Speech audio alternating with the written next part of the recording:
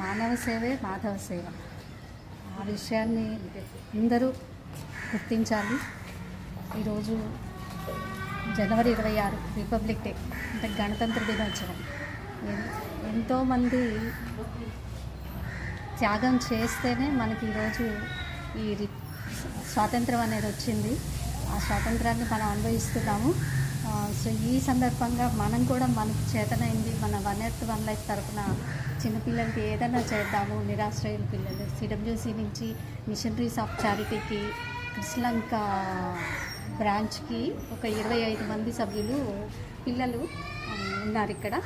వాళ్ళకి మనం ఏం చేద్దాము అని అనుకున్నప్పుడు బెడ్షీట్స్, టవల్స్, కొన్ని గ్రాసరీస్, కొన్ని తినుబండారాలు, ఫ్రూట్స్, బిస్కెట్స్, కూరగాయలు ఇలాంటివన్నీ తెచ్చి మనం పిల్లల కోసం అందించడం జరిగింది.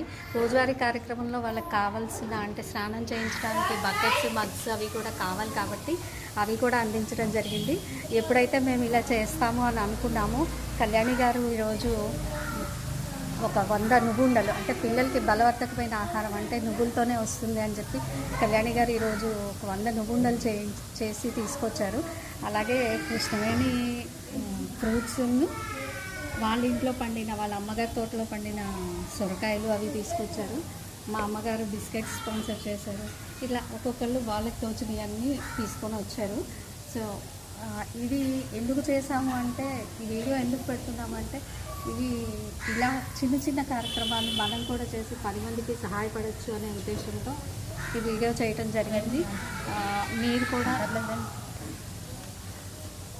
ప్రేరణ పొంది, అంటే మన దగ్గర 100 రూపాయలే ఉన్నాయి, మనం ఏం చేయగలము, మన దగ్గర 1000 రూపాయలే ఉన్నాయి, మనం ఏం చేయగలము అనుకునే కన్నా ఆ 100 రూపాయలతో ఎంతో కొంత చేయొచ్చు. ఏదో ఒక సందర్భం వస్తుంది మనకి, పుట్టినరోజనో పెళ్లి రోజనో ఏదో ఒకటి వస్తూ ఉంటుంది కదా. ఆ సందర్భంలో పిల్లలకి మనకి చేతనైన సహాయం చేయొచ్చు అనే ఉద్దేశంతో మేము ఈ వీడియోనైతే అప్లోడ్ చేయడం జరిగింది.